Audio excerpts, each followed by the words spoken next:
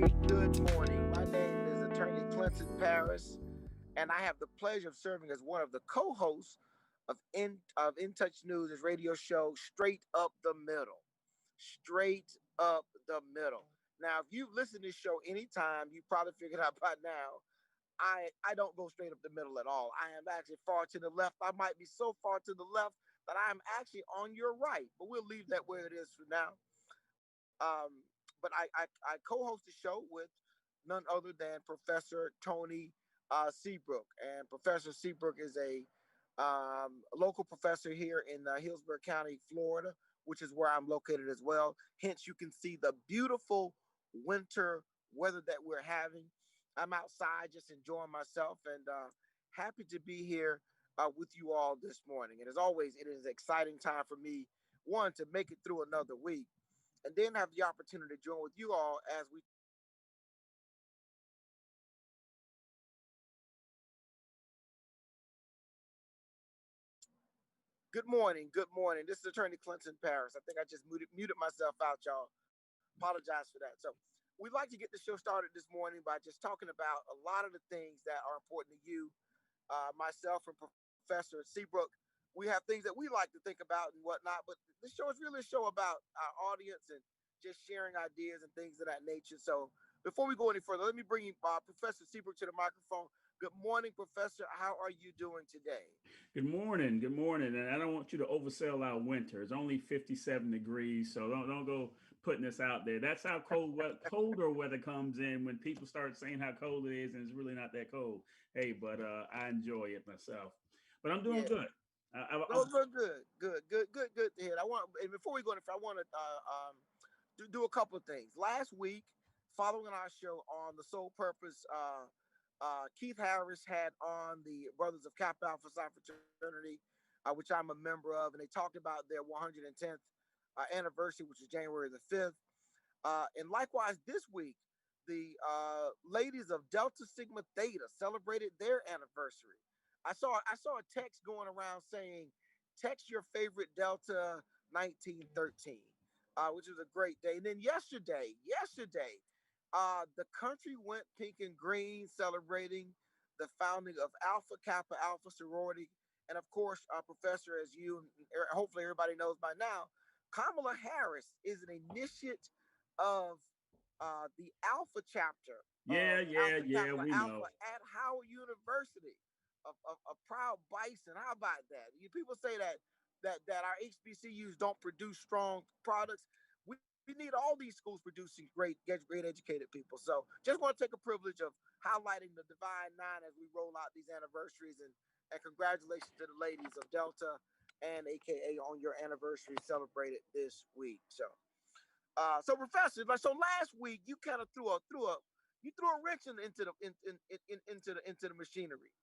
And I know that you have been bothered by, I guess, the lack of fleshing out and the taking serious of some of the election irregularities, the fraud, things of that nature.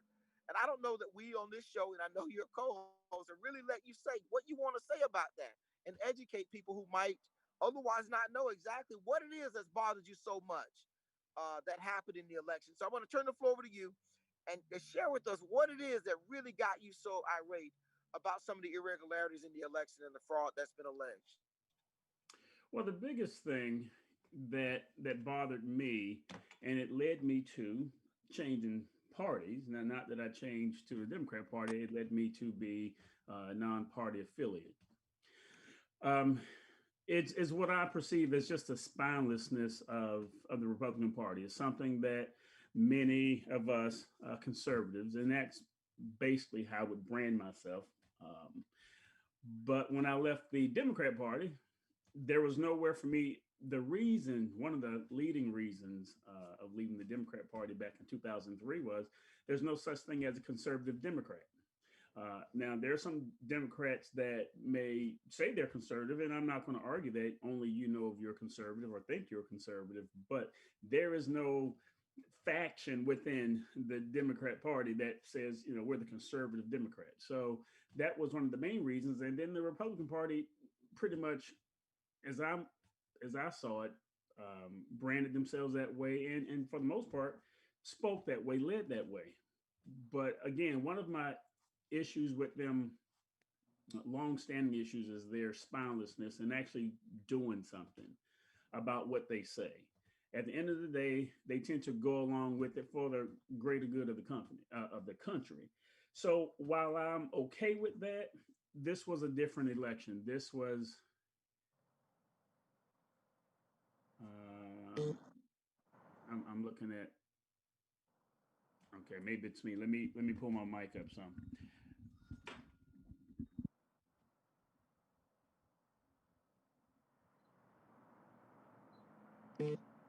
Okay, so I think they want me to move to the right some. Hopefully that's better. So anyway, my biggest issue was just the Republicans going through the motions, calling for election integrity, these investigations, and then nothing really happened. The lawsuits that were brought both by Trump's legal team and these others, uh, all of them were basically thrown out, and I don't see where they even tried to get to the meat of the issue. So the election integrity that I'm referring to is what came out of the first forensic investigation when the courts allowed what two, three, I don't know how many voting machines in Antrim County in Pennsylvania to be examined, and out of that, I said before, the error rate was over 60%, 67%, I think it was, and the error rate is only allowed to be 0.05. So just with that, even if it were one machine, that's problematic. And the reason why I say that's problematic is I have, I'm pulling up here, the Dominion,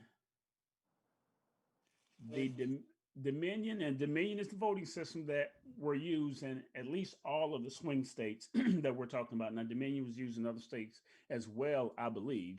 Um, but the states that they actually put up to juxtapose what Dominion systems could do was Texas against the other states. Texas refused to use it, apparently. Now, obviously, I don't have any more inside information than what's publicly available, and my concern is that big tech is massaging that, but that's a different conversation.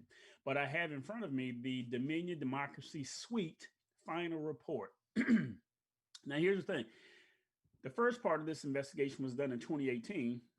What was 2018? Those were the congressional um, elections or midterm elections, and it was updated in 2019.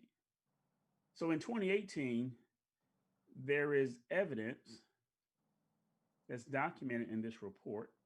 Hold on, I'm getting my.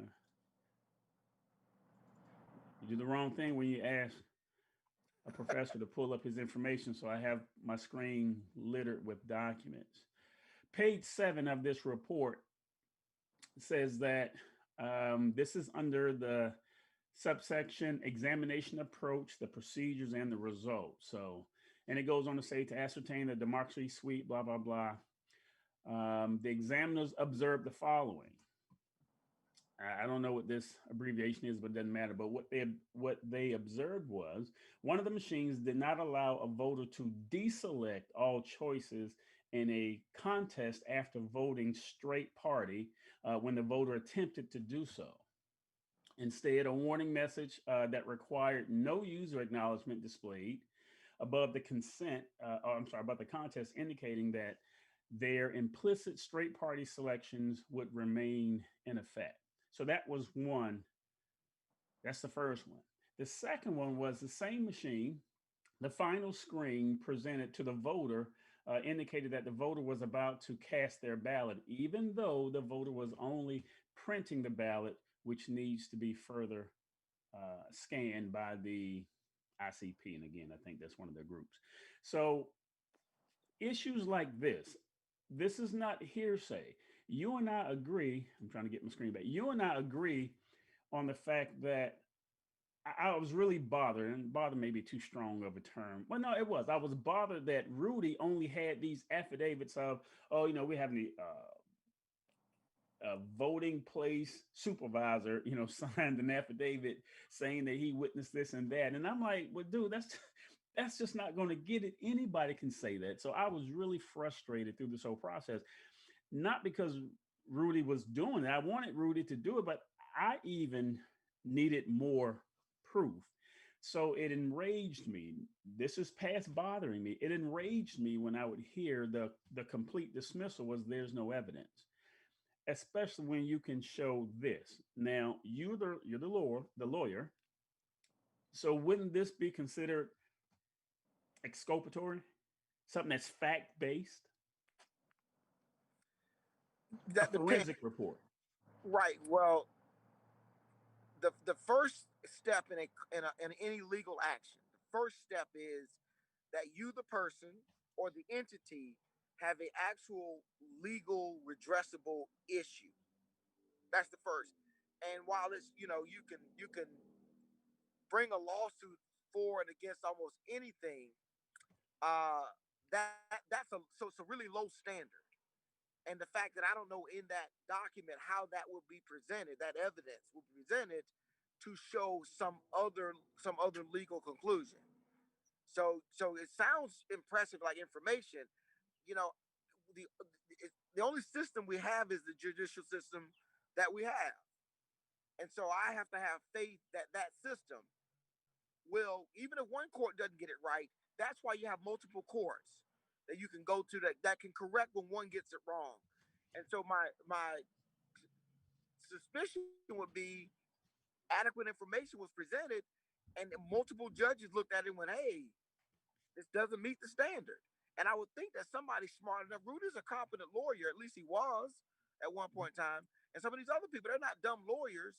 They would have structured it in such a way because I'm sure that there are enough conservative judges or favorable judges that are gonna let stuff get, going. They'll let it get to the next stage. And you hear about these lawsuits that get off the ground at least. I was shocked that none of them nowhere anyhow could get off the ground. Well, and I was too. So which kind of lends itself to why it was so easy to get that mob of people um, heightened, because we're literally thinking the same thing. If and I thought this was different from just having a signed affidavit. When you have forensic group subject matter experts looking at voting machines, and this again seems to be different. But the way you solve it, if you're a guy, if you legitimately won something, if I won something legitimately, most people are like, well, all right, well, is that what you need to make yourself feel better? Okay, we'll have it in court. I mean, if you legitimately won because you have 80 No. million votes. Here's If why you don't do that. Here's why you don't do that. Because the outcome in the legal system is not based on just facts, evidence, and law. It's based on the predilections of individuals in that system. So mhm. you don't go. You don't. I'm not going in that system to prove I'm innocent. That's not what you don't want to go do that. The state has a burden to prove that I'm guilty. Right. And I'm not going to volunteer to have somebody prove I didn't kill somebody, because there are a Okay. lot of folks in jail who didn't kill somebody and they couldn't prove that. So no, you don't. That's reverse thinking. You have to make your case up front. And Okay. so and All so right. So evidently, from the threshold level of stating a case, repeatedly very qualified lawyers, they stumbled out the blocks and were unable to make that happen. And from that perspective, I think I have to. If it was only one court that threw it out, then I'd say, wait a minute, we need more people to look at this. But when you start getting into double digits, and you get started, I think it's 60 cases, 59 or 49 total, various lawsuits of some sort, couldn't get off the ground. Here's the one thing I'll push back on the Dominion machines, because what you're basically saying to me is we can't trust Dominion machines. right. Is that what you're saying? Right. There are 19 states that use those machines, Right. and if we're saying that in all 19 states, you can't not trust them in some states, but then trust them in other states where the outcome wasn't the outcome that was desired. And so that again gives me the idea that this is a little bit of selective. picking of issues. I like the idea you said though that your issue is with the Republican Party not fighting hard enough. Well, I would say that because it took them so long to get on board, and then and I said it We before. I say said go it get on board. Now hold on for a minute. Get on board with what though? with this where they ended up at the January 6th um, certification, the electoral college certification. Now let me hold you There right were there hundreds. though. But what about what happened with the Texas Attorney General's lawsuit? It seemed to me that a lot of states joined into that lawsuit. Well, then that again, that's another example of a person who's not. Um, I'm not a law professor. I'm not Right. a law professional. So it only has to make sense to me. And Yeah. that's why they call it the jury of public opinion. So when the average person looks at something, the reason why black voters don't engage in the system, because from our view, it doesn't make sense. I don't need to know the details. I don't even need to know the technical jargon. I just know it doesn't make sense to me. Now, when Right. you explain it, hopefully that gets me over the line. But a lot Yeah. of times it feels like, okay, that's just stuff that they say. But there were 150 Republicans. There were like 140 some odd Republican representatives. There were, I think, in the end, like maybe 10 senators that said that they were going to contest the election. But here is my biggest thing, and I asked you about it last week. The Electoral Act of 1877, 18, whatever it Right. was, 7-7. that was their major contention. And to me, that made perfect sense. Again, you just explained it. Well, you don't want to get out there and say, okay, prove me wrong. Okay, well, take that guy out. Take those two out. Now we have this body who is tasked with this by the Constitution. It's something that they do. This is a different election. We certainly had a president of different sorts. Why not invoke that now? In any time in our history, other than when it was invoked before, why not now? This is the time that you want to speak to those 74 million people because you're not talking about some group this guy couldn't get out the vote. This guy is a magnet when it comes to this stuff. So if you're really talking about unifying the country and okay, look, because there are a lot of level-headed people. There were only 100,000 people that were in that protest that turned into a mob, an insurrection. I agree with those classifications after the end result. But out of 74 million, that's a drop in the bucket. Why not at least to appease those people? Say, we'll do this 10-day emergency trial, this emergency audit thing. Why not do that? From my perspective, is I don't think you had adequate evidence to do it. Just because you have a mob in the streets, you can't start to try to appease the mob because behind every mob is another mob with its own set of grievances. That if they that becomes the methodology by which we resolve issues or people get to address things, we could go down that's a dangerous road. Now, most of those people, of course, represent many other people. And I was talking with someone the other day, and I said, "Well, how many rallies have you gone to? You're an active person involved, and so on." And I said, it's really rare I show up any place for anything. So when you get down to the people that show up at something like that, they're representative of a real, I won't say extreme group, a really motivated group, maybe a better word for it. But those people didn't come there because they were grieved. Those people showed up in Washington because they were invited and told to come. Come to Washington. They didn't this is not like the Million Man March or something that's organic. They were told by the president, January 6th, come to Washington so you can impact the actual congressional process of certifying the elections. I And think there's that's nothing why wrong with that. Those are I'm not constitutional saying he's rights. wrong. I'm not saying he's wrong. I just want to make it clear why these people showed up. They Hmm. were invited to show up. This is not like Black Lives Matter where people at home and they're pissed and they go, "Hey, let's hit the streets, y'all," and everybody runs outside to try to make themselves heard by the people in power. This was an organized, and the more we find out about what happened on January 6th, Professor, the more we find out about the planning. Um, but like I said, America is a system that has made it clear to me you're this is the system that we have. Hmm. There's certain things that are there. I think I look to use those things to make things happen that I want to have happen. I don't like a lot. I don't like the political process. I don't like elected officials. I don't like them being bought up by corporate donation. And I don't like that most politicians, the best way to tell a politician is lying is if their See, mouth, their lips are moving. I, I, exactly. I don't like all of that stuff, but it's what we've got. And I got to want to be careful in tearing some of that stuff down because of what may come, otherwise. There's no guarantee that America will always have a democratic process. It will only have that process if we maintain that process. We can't undermine it. And I thought there are constructive ways that you address your issues. One of them was this: President Trump said during the election is rigged. When he was running against Hillary, it's rigged. It's rigged. The whole election, 2016. And that followed him saying the Obama process was rigged and Obama was an invalid president, but it was rigged, rigged, rigged. And then he won. And he established a commission to investigate elections. And then he dissolved his own commission.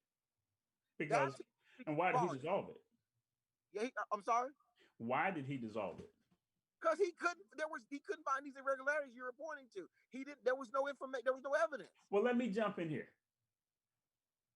That sounds good, and you as a lawyer do a great job. And if I were any other guy, I would go.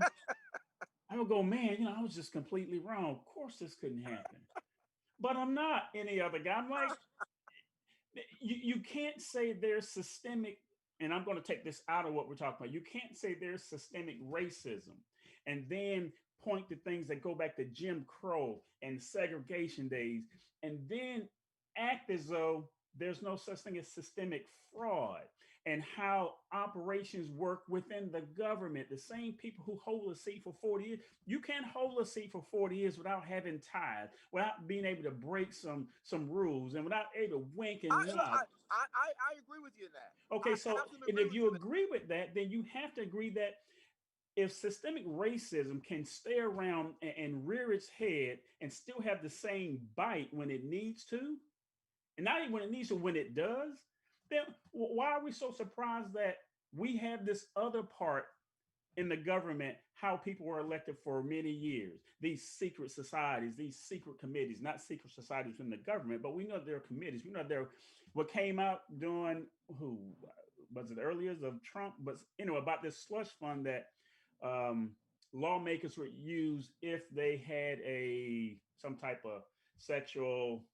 Somebody claim against them, they Right. pay it off. So Oh, if you listen, if you know those things I'm are in with you. place. I am with you. The issue becomes what impact does it have on our democratic process?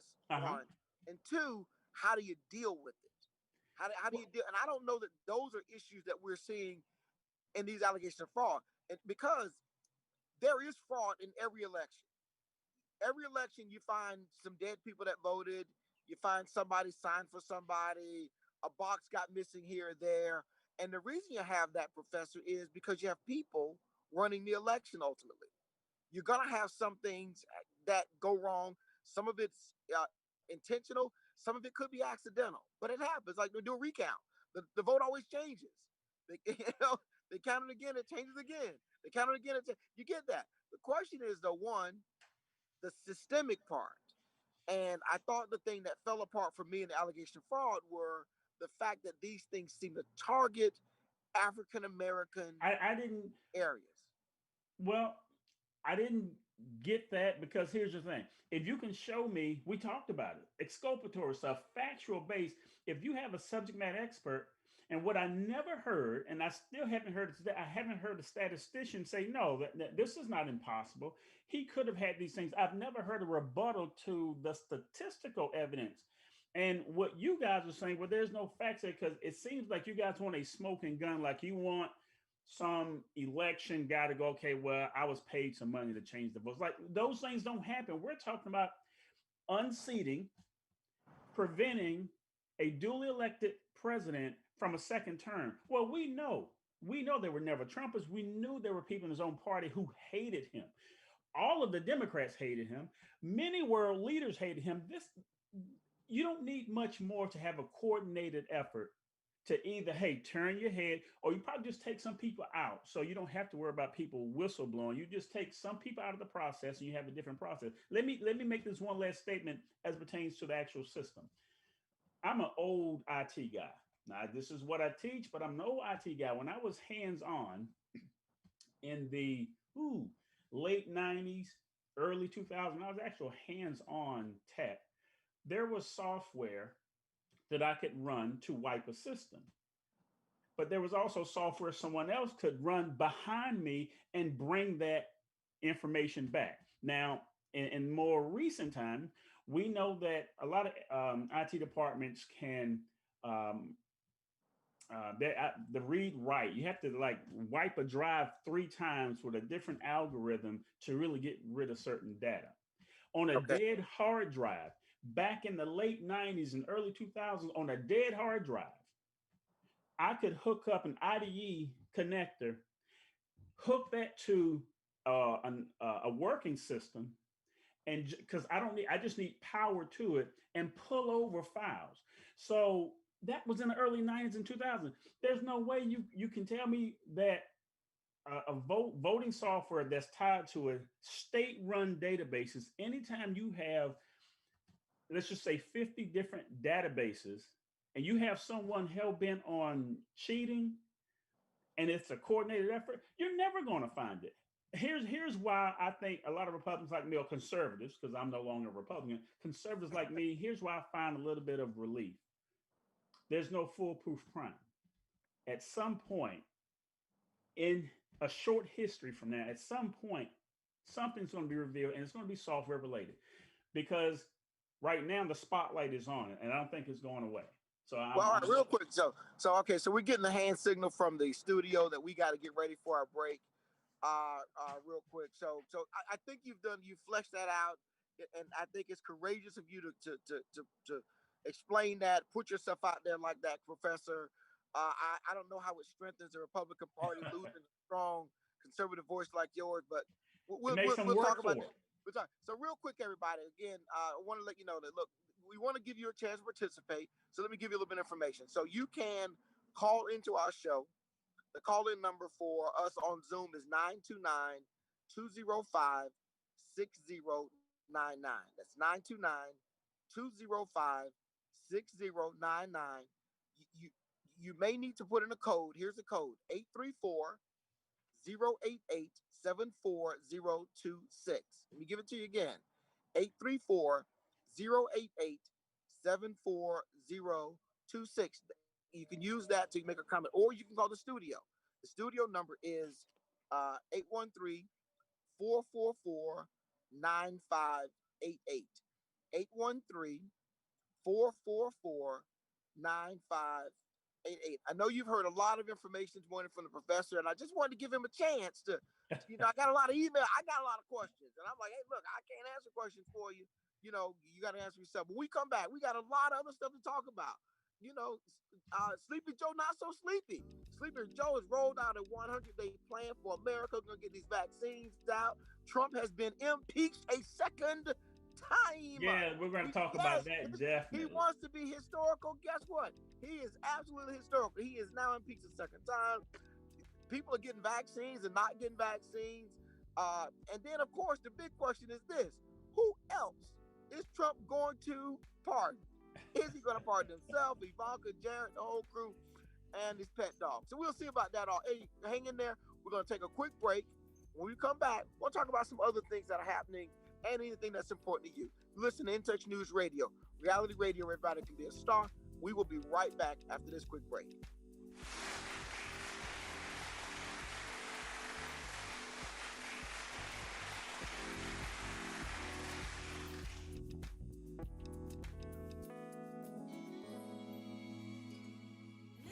In Touch Radio anywhere, on your phone. I'm listening to right now, man. In your car. I'll keep that going. On your computer. It's a new world, baby, and we are global. In Touch Radio. The storks are bringing me a baby brother. We can do this together. All right, let's go. Storks know how to keep kids safe. Do you? What? Oh my gosh, you don't know. I know. You don't? Oh man, you laugh when you're uncomfortable. No. Making sure your child is in the right car seat is one of the steps to safer travel. I will rock this. You will rock this. To know for sure that your child is in the right car seat for their age and size, visit safercar.gov/the right seat. Cool. Very cool. Brought to you by the National Highway Traffic Safety Administration and the Ad Council. It's important to plan ahead for emergencies, like the storm. When it kicked in, we had a plan. We were able to get in touch with each other in no time. Idea how to find each other. The whole experience was the fine. most frightening 10 hours of my life. If there's one piece of advice I'd offer other moms out there, it's to stay calm and keep to the plan. Message. Some parents plan ahead, some don't. Make sure you know where to find your family in an emergency. Start your plan at ready.gov. Brought to you by FEMA and the Ad Council.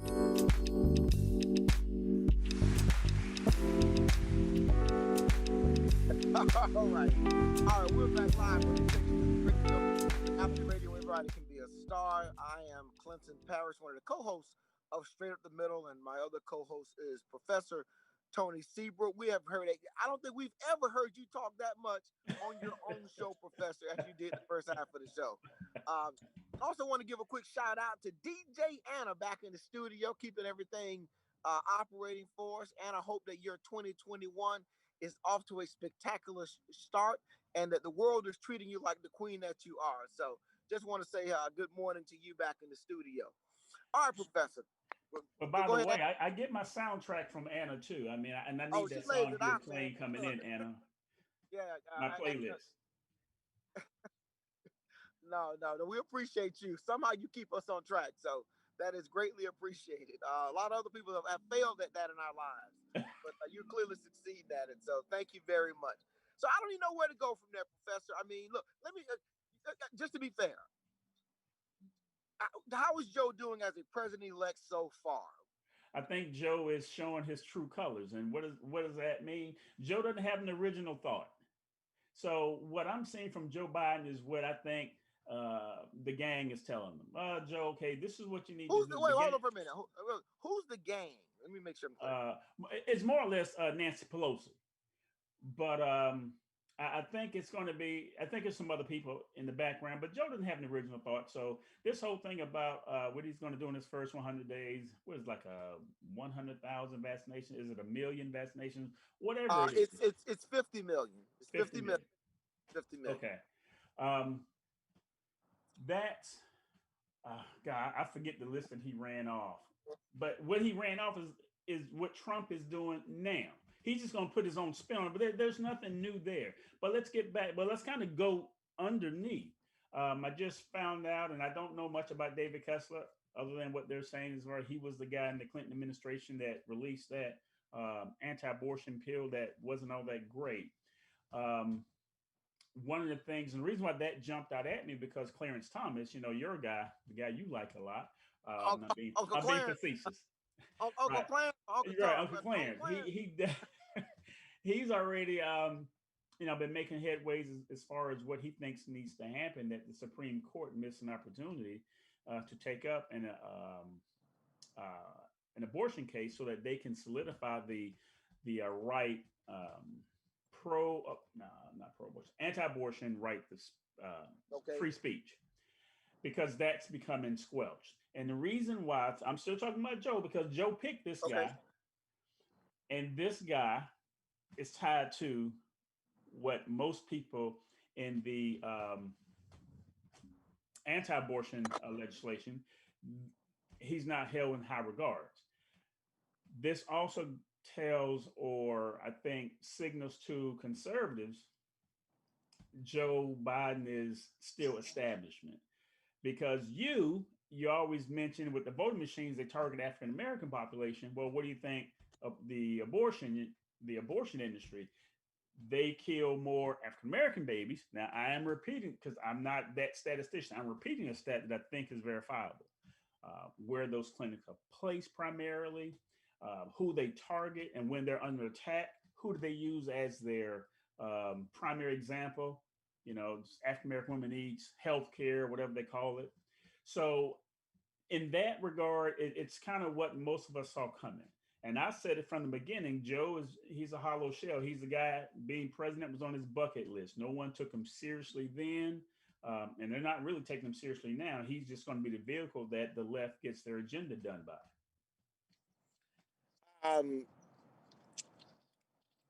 So I think he's off to a solid start. Now, of course you do.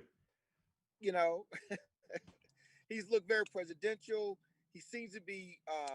He's been practicing for 47 years. I'm just doing what is. I'm glad he had. So thank you. And then, like with Trump, we saw he had not, but he seems to be giving a steady hand of leadership to the country. And while people may not agree with where he may be going, in total, I have not seen anything that's made me overly concerned about Joe and what he may or may not do as president. There are no real alarm bells going off that I'm, making me worry so far. I like some of the issue that the big issue that we got to get control of is the virus. Right. And, Warp Speed got us a vaccine, and now we have to use Warp Speed to get that vaccine out. And it seems to be stumbling out the gate, so to speak. And part of that is, of course, the lack of a national plan for distribution of it. The idea was, okay, here states, you all now go do it. And there's nothing wrong with that. I think that's a great idea if the states actually were able to do it and administer it. But what we're finding out is that the states are struggling with it. Mainly, a lot of them don't have the resources. They're trying to leverage their way into using a private sector to go along with that. So it looks like Joe wants to put a lot more money into the federal government stepping in and helping get these vaccines out to people, so they can be taken care of. Well, that's interesting.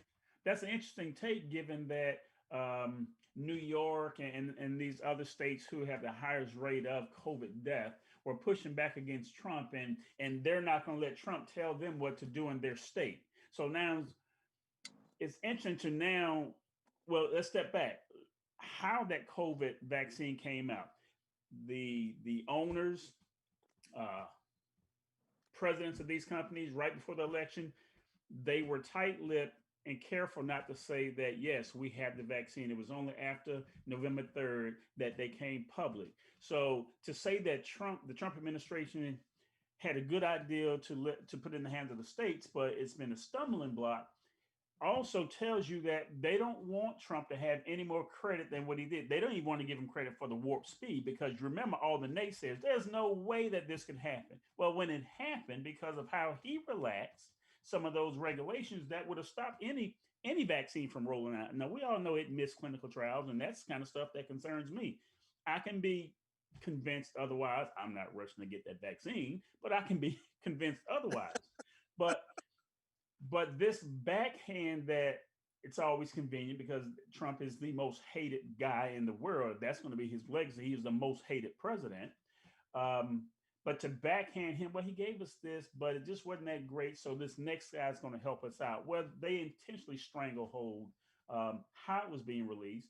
They muffled that it was even available until after the election. And they want Joe to be installed because he didn't win anything. They want Joe to be installed. But Professor, I mean, there are a lot of assumptions made in there. It's easy to say everybody in the world, but the 74 million that voted for Trump are against him.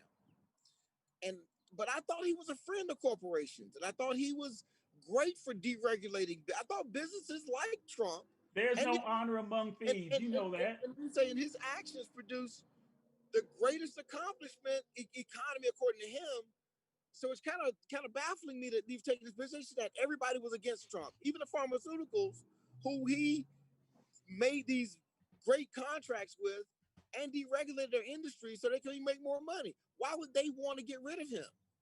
You know why? Because they weren't really big on him. But a year when this thing started, they had no idea what was brewing up as far as the re-election. The economy was doing great. Trump was looking to win you could forecast, unless something major happened, Trump was going to have a second election. A second victory as far as win re-election. No way. He was going the first, he shouldn't have won the first one. But he did. And he was definitely not going to. There were just so many people who would regret it voted for him. He never, ever moved in the polls. He never moved in the bowl. He gained 10 million extra votes. What do you mean? No. And the other side gained more people came to vote because they hate the guy. He got 10 million, but another 30 million showed up that hate him, that were pissed because they stayed. No, you guys got another 30 million votes. You ain't getting another 30 million people. We're still contesting how Joe Biden won. That's going to go down too. He'll have an asterisk beside his name. 74 million people just doubt that he got more votes. He got more votes. He didn't get more people, but we'll let that go because I'm going to beat that drum forever. How about this? Okay, so something that you might enjoy talking about is the second impeachment. I was very happy to see Donald Trump get impeached the second time. I know you. Let me tell you why. I think Donald Trump has always wanted to be a unique president. This makes him as unique as possible historically, that he was now impeached a second time. I wasn't in favor of the first impeachment. I didn't think that's the way, or what they were alleging reached that level. This, however, is very, very different. And I think his lawyer up in Pennsylvania, in his motion to withdraw, as Trump's counsel put it best, he is repugnant. And he maps out in that his motion to withdraw how Trump created the January 6th environment for the insurrection against the United States, how he drummed it all up, how he invited the people there, how he ginned them up at the event, and boom, off he went, with this, the insurrection. So I've always thought. But you always say speculation, but that's pure speculation. And at least they had a call. No. Those are conclusions. Those are conclusions from the information. They're not built on facts. That's your feelings, and you can't win. I'll walk you through, and you'll say you can say whether you agree or disagree. Okay. One, that Trump after the election or leading into the election has said, "This is all fraud. They're trying to steal your country." That's a fact. Right. That's a fact. After the election, Trump refused at any point in time to acknowledge the results of the election or accept the outcome. Okay. That's a fact. Okay. And that he kept saying, "We're going to do something about the election." Okay. To his followers. Okay. So they were confident, we're going to do something about this.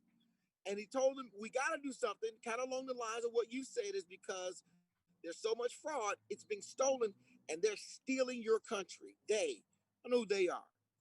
And then they planned this rally on the 6th. And as we get moving along closer, he keeps talking like there's some smoking gun and something like that. And then he says, and Mike Pence. That's really what I think got people going, was this issue with Mike Pence. And Mike Pence kind of became the fallback guy.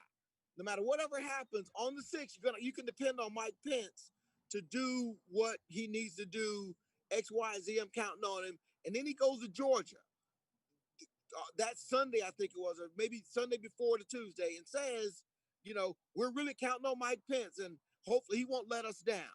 And I'll see you all, I don't know what it was, motion with the march to take back America, whatever that rally was. Mm-hmm. I'll see you all there.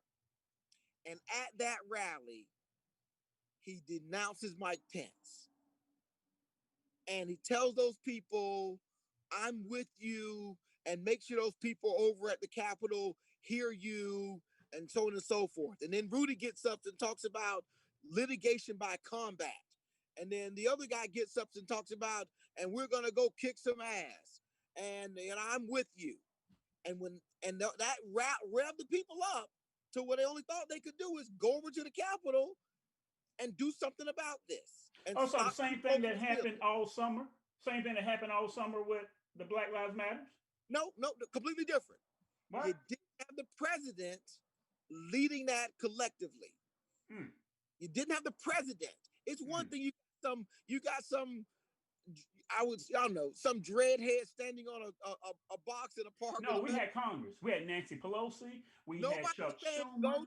Nobody said, I'm with you. You got to stop these people. Yeah, they say get in their face. Don't let them off the hook whenever you. Yeah, they said a lot of that stuff. Yeah, but go ahead. Individuals. See, because Black Lives Matter focuses on particular situations that are happening with individuals. and rooting that kind of that remaining vestige of oppression in America, rooting it out, event by event, rooting it out, event by event. When it raises head, you got to hold it accountable, rooting it out. And I'm not in favor of people taking over cities and burning and looting. That's not how we really advance our society. And in part, that may have led these people to think, wait, listen, if taking to the streets and actually being destructive is our course of action, well, maybe I should do that too. But when you rev that up and they go to the Capitol, I thought this warranted, we cannot have in any way, shape, or fashion Americans in our country attacking the institution and for the purpose of stopping it from performing its governmental duty. And that can't be led and charged by the president. So that's why I'm in favor of the second impeachment and the historical nature for Donald Trump. He gets to now go around and say how unique he is because he's been impeached. He's been impeached twice. But inside of that, Professor, I think we have another issue. And I love your perspective on this. Is our two-party system making us too divisive? You're this or you're that. You said you're independent, but on election day, you're going to have to vote for a Democrat or Republican. Exactly. You got to pick a side. Still, right. It's a time that we have actual a real, legitimate, functioning, impactful third party that can impact both sides such that they have to now compromise. Nobody gets to run to their corner. And to strengthen my position, I even go further out into my corner. Mm-hmm. But is it time that you think in this Trump position or someone else? Because right now, I think on the left, we're unified. We're very unified. Right. You're unified now because you have a common enemy. Because I thought if I heard you say it correctly, Trump never unified Republicans. The never Trumpers just kind of stood in the back of the room waiting for an opportunity. Trump's presidency, again, I said it last week, is symptomatic of a bigger problem. We like to blame somebody. We always we need somebody to blame. Someone has to take the blame for how bad we are. We tell kids, no, you did that. You can't say when you point at somebody, the more fingers pointing back at you. America has a different problem. At this point in time, we can blame President Trump, but we now know what the Democrats will do when they totally hate a president. You said that you favored this impeachment over the first impeachment, but his speech that you have, everything you're saying was, it's really, there's nothing illegal about anything you laid out, and I don't have to be a lawyer to say that. Well, because he said it was rigged. He was talking as a citizen. He was talking as a president too. He cannot, but he can't. What do you mean he can't? He ran as a citizen. He didn't run as the president. He has to run as a citizen, right? An example. I went out to play golf with the pastor one time. Got to play golf as the guys. Guys start up, cigars start coming out. Beer starts coming out, and the pastor says to me, "Now, while we were out here playing golf, I'm not the pastor." I said, "No, you still the pastor. And I better not see you get one of those beers over there and start guzzling." I said, no. You're a pastor. We're the president. You don't get to not be the president. Ask Michelle. Ask Barack. Michelle treated him wherever he was at all times. He was the president. And she got to play first lady. At least that's how I see it. So he never gets to say in public, now I'm not talking as the president. He is. And particularly because the people elected him. It's different if you're like you and I. My professional job is that as a lawyer. That's what I do. That's not who I am. I think when you're elected, you don't get downtime to not be the elected official because people have chosen you to do something on their behalf that they can't do. Well, I disagree with that. You know why? Because in the last 10 years, ask those people who've been, let's just put it in Trump's presidency. But it's happened really for the last decade or so. Ask people who've been let go for doing something on their free time and they've been let go from their company. So, and I disagree with that. I'm absolutely opposed to that. Whether you disagree or not, it happens. We're not saying do you like it. It's a fact. I agree, but I disagree.